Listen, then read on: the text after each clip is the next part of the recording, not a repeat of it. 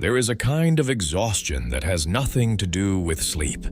It lives in your chest, behind your eyes, in the way you replay a conversation at 2 in the morning, turning it over, wondering how something so pointless managed to drain you so completely. Someone said something stupid or cruel or both. Instead of letting it pass, you engaged. You explained yourself. You tried to make them understand. And now, here you are, hours later, still thinking about it, still tired.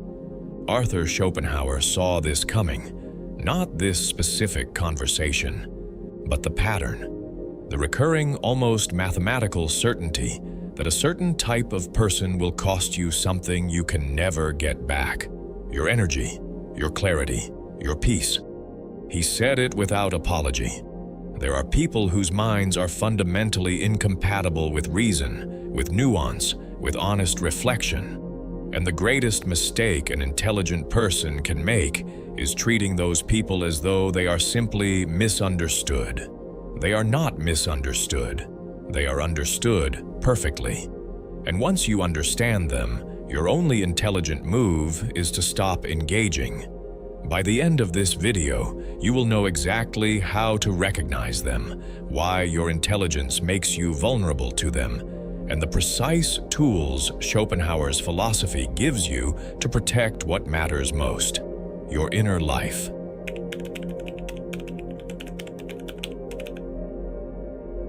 Schopenhauer was not talking about education, credentials, or vocabulary. He was talking about something more specific: the capacity for honest self-reflection. On one side, people who can examine their own assumptions, hold beliefs loosely enough for new information to change them, and say, "I was wrong," and mean it. On the other side, people for whom the psychological cost of being wrong feels genuinely unbearable. So they have built elaborate internal systems to ensure they are never wrong. He called bad faith argumentation one of the clearest markers of this kind of mind. He literally wrote a guide to it: The Art of Being Right.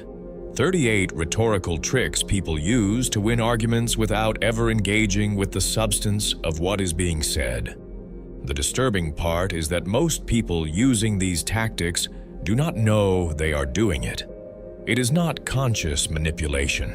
It is a defense mechanism so deeply embedded that it feels like thinking. It feels like logic to them. That is what makes it so exhausting.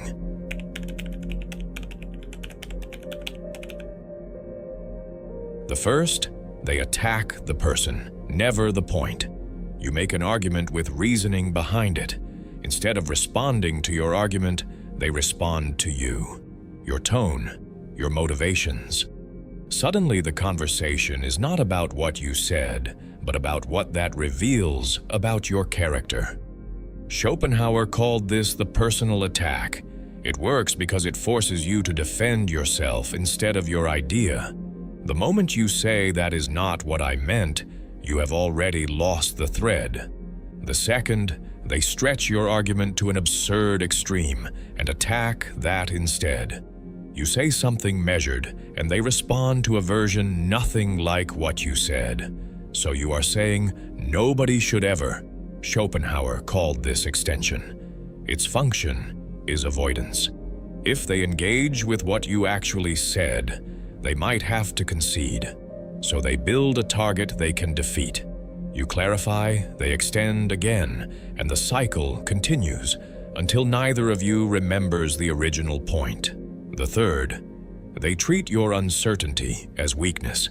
You say, "I think," or "I am not entirely sure," because you are honest about the limits of your knowledge. They pounce. You do not even know what you are talking about. Schopenhauer understood that real engagement requires epistemic humility, but a certain kind of mind sees humility as a crack in your armor. They speak in absolutes, not from deeper thought, but because certainty feels like winning.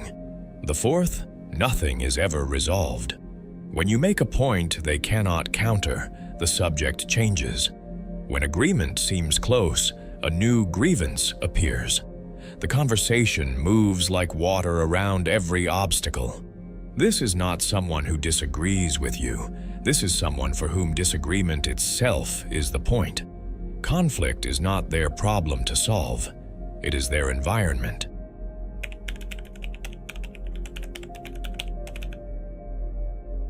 Schopenhauer did not try to fix human irrationality. He looked at the evidence and said, "This is the nature of the will.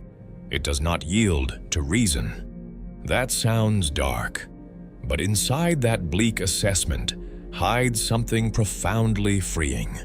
If irrationality is not a misunderstanding that better words can clear up, then you are not failing when you cannot change someone's mind. You were never supposed to be able to. Stop expecting reason to work where reason does not operate. You are dropping seeds on concrete and wondering why nothing grows. Concrete does not grow things. That is not its limitation. It is its nature. The second shift. Their behavior is not about you. When someone attacks you personally, twists your words, or responds with contempt, they are not making a considered assessment of your value. They are enacting a psychological script they did not write and cannot read. Their opinion of you is not data, it is noise. The moment you stop needing anything from someone who has already demonstrated they have nothing real to give, they lose all power over your nervous system. If this is making something click inside you, something you have felt but never heard articulated, subscribe. What we build here is not content you consume and forget. It is a way of seeing that stays with you.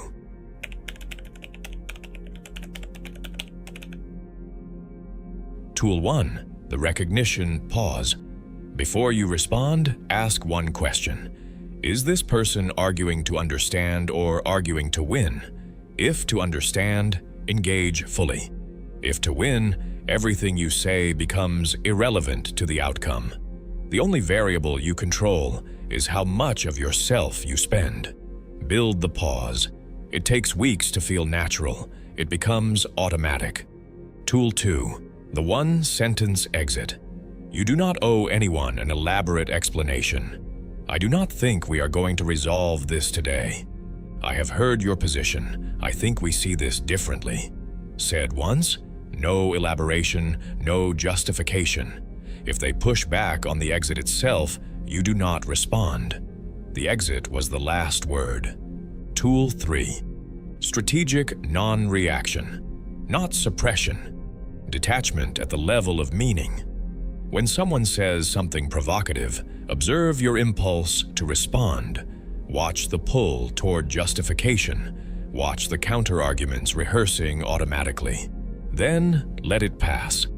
Not because you are suppressing it, but because you are watching it the way you watch weather, present, interesting, and not something you need to control. The thing that hurts is not the event, but your judgment that the event matters. Strip the judgment. The sting evaporates.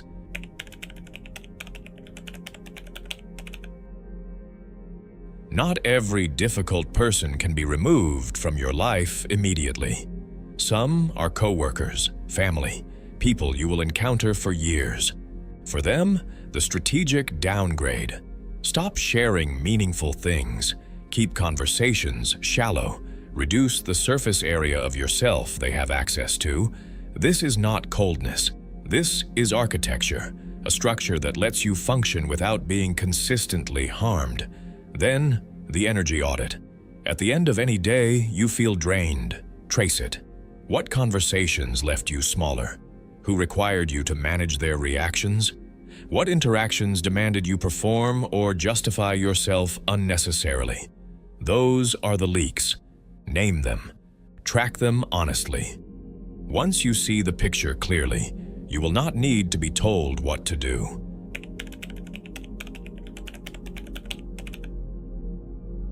Not every person deserves access to you.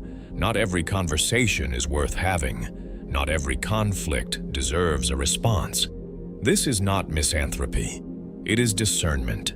And there is an enormous difference. Misanthropy is hating people. Discernment is seeing them clearly and choosing where your irreplaceable energy goes.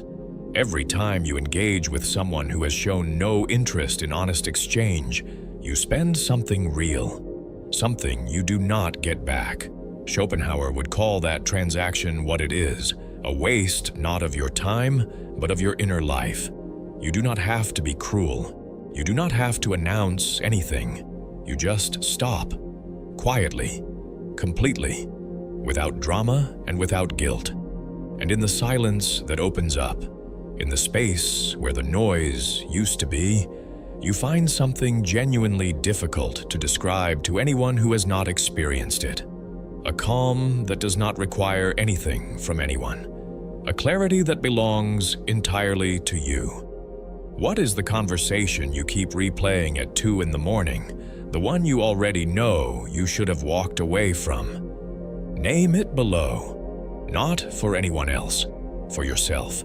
Because naming it is the first act of protecting what Schopenhauer spent his life telling you matters most. And if this felt like something worth returning to, subscribe. Some lessons only land when you are ready. And you would not still be here if you were not.